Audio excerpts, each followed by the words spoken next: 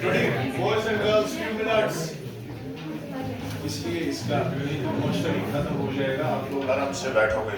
हाँ, I need your few minutes. Would you like to come forward last line? All of you, stand up. In the first line, continue.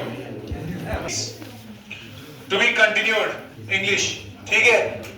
Continue. कल का topic हम करेंगे, उसमें थोड़ा speaking part हमने discuss किया था, लेकिन जो उसमें वो ये राइटिंग यूनिट्स जो हमने लिखे थे, इसमें थोड़ा और ऐड करना इंपॉर्टेंट है.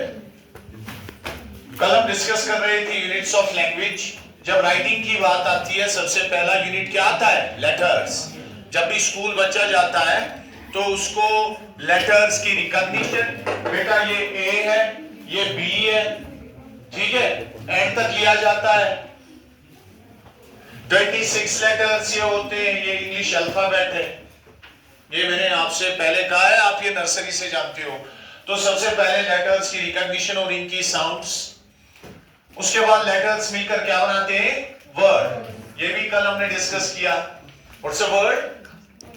इट्स अ लेटर और a group of letters that signify something या that means something, but the complete meaning is not understandable. For example, I will say cup. You don't know what is sir saying. Whether sir कह रहा है कि it's world cup या कह रहा है give me a cup of tea. तो एक वर्ड से communication possible नहीं है. इसलिए किसकी जरूरत पड़ी? Word patterns की. किन की? Word patterns. वर्ड पैटर्न ऐसे जैसे फ्रेज है. फ्रेज हमने कल भी डिफाइन किया, आपको याद होगा. What's a phrase? Phrase is a group of collated words with some idea but not complete meaning. It has no subject verb relationship. For example, यहां कोई बच्चा है, मैं उससे कहूंगा रन अवे. क्या मैंने उससे कहा? Run away, full stop. ये फ्रेज भी है, ये सेंटेंस भी है. दौड़ो, दौड़कर भागो, रन अवे. ये फ्रेज भी है, ये सेंटेंस भी है. या अगर हम यहां कह सकते हैं the visitors ran away with the trophy. मैंने क्या कहा? The visitors ran away with the trophy. यहां पर रैन अवे का मतलब दे वन द ट्रॉफी. जो विजिटर्स थे वो ट्रॉफी लेकर जीत गए वो ट्रॉफी. तो यहां पर इसका मतलब ये नहीं है कि रैन अवे का मतलब दौड़कर भागना. यहां पर वन. तो कभी फ्रेजेस की कॉम्बिनेशन ऐसी याद होती है जो इंडिविजुअल मीनिंग होती है वो कंबाइंड मीनिंग से डिफरेंट होती है. कंबाइंड मीनिंग से, जैसे हाइड्रोजन क्या है? गैस है. ऑक्सीजन क्या है? गैस है. जब कॉम्बिनेशन होती है तो क्या बनता है? प्रोडक्ट. वाटर, वो क्या है? लिक्विड. तो इसका मतलब है जो इंडिविजुअल कंस्टिट्यूएंट्स है जो कंबाइन हुए हैं, they lose their identity sometimes. It's also in phrases और इडियम्स में तो ये ज्यादा ही है, जो आज आपका मेन टॉपिक है. Idiom. What do you mean bye idiom? अक्सर यूज करते होंगे इडियम. सबसे पहले these are the typical expressions of a language. क्या मैंने कहा? पढ़ो.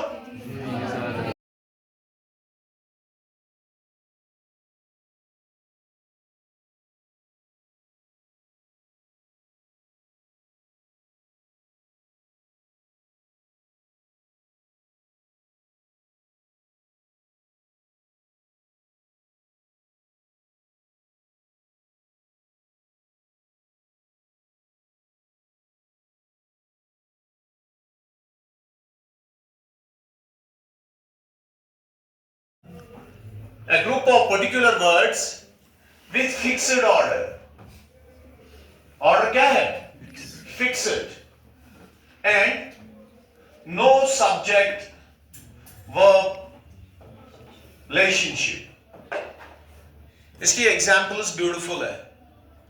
ठीक है, जरा आप इसको सबको ये आप पढ़ो. These are the typical expressions of a language. Idioms जो है ये लैंग्वेज की typical expressions होते हैं.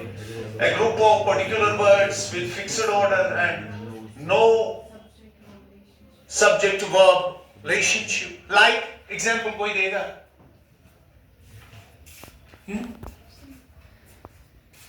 कोई एग्जाम्पल ईडियम की? मैंने भी तकरीबन पिछले साल से 50-60 यूज किए ही होंगे।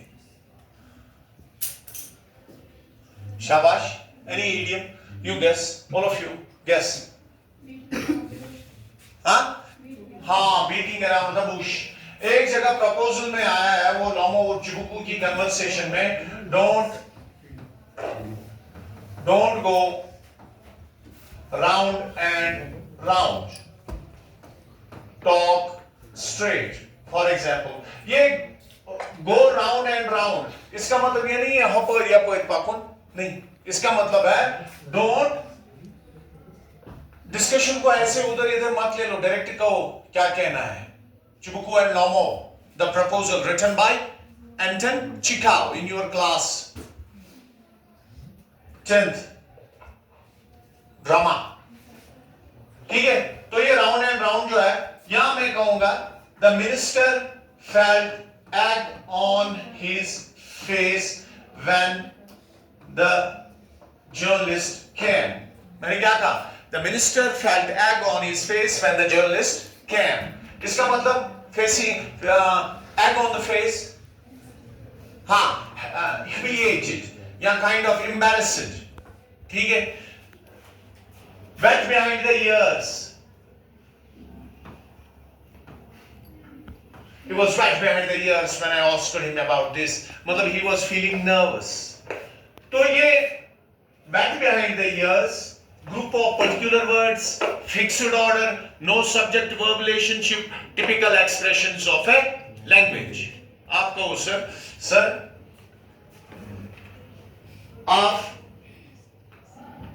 हमें मैथ पढ़ाओ, मुझे मैथ कम ही आती है, समझो ना के बराबर। मैं कहूंगा बेटा it's not my cup of T. क्या कहूंगा?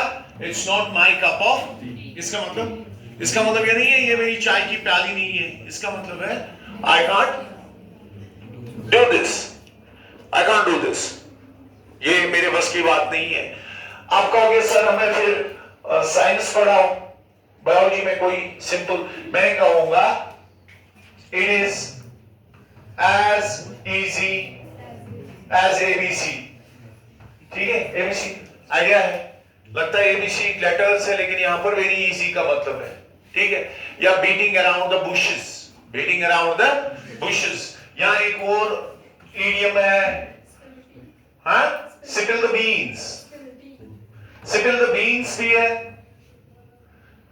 Cat out of the bag है। What do you mean by cat out of the bag?